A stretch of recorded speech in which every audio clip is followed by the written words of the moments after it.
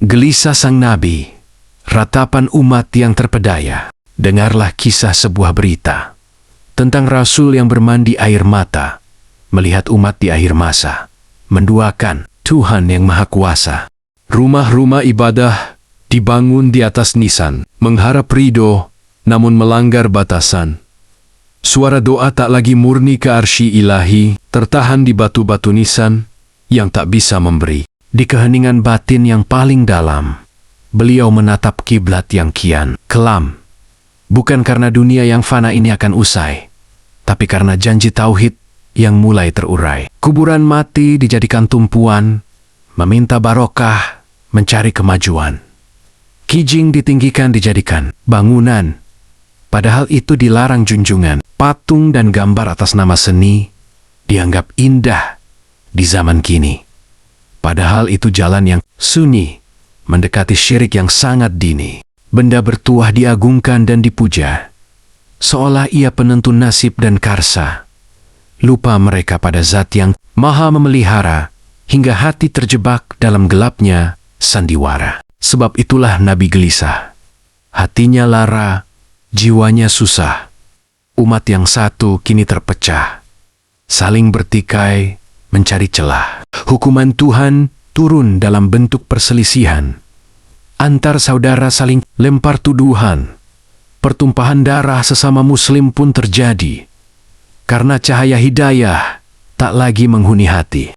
Perang berkecamuk di mana-mana. Melawan kafir kehilangan wibawa. Kekalahan pahit menimpa jiwa. Terhina di bawah telapak mereka. Kembalilah pada murninya ajaran. Buanglah segala bentuk penyembahan selain Tuhan, agar senyum Nabi kembali merekah dan umat Islam kembali mendapat berkah. Suara persaudaraan, ketulusan di atas tauhid bukanlah benci yang kami bawa, bukan pula sombong menghakimi jiwa. Hanya rindu pada tauhid yang mulia, agar umat selamat dari api neraka. Kami berdiri di sini, di atas garis yang sama, menghadap kiblat yang satu, menyebut namanya yang maha. Peringatan ini hanyalah sebentuk cinta yang tulus, agar simpul tauhid kita tak pernah terputus. Janganlah tuduh kami sesat jalan, atau melabeli Wahabi penuh cercaan. Kami hanya ingin satu tujuan, menjaga syariat dari segala campuran.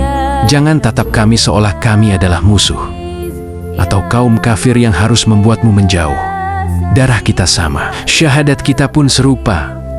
Mengapa prasangka harus membuat hati terluka? Kita bersaudara dalam iman yang satu, bagai bangunan kokoh diikat oleh batu.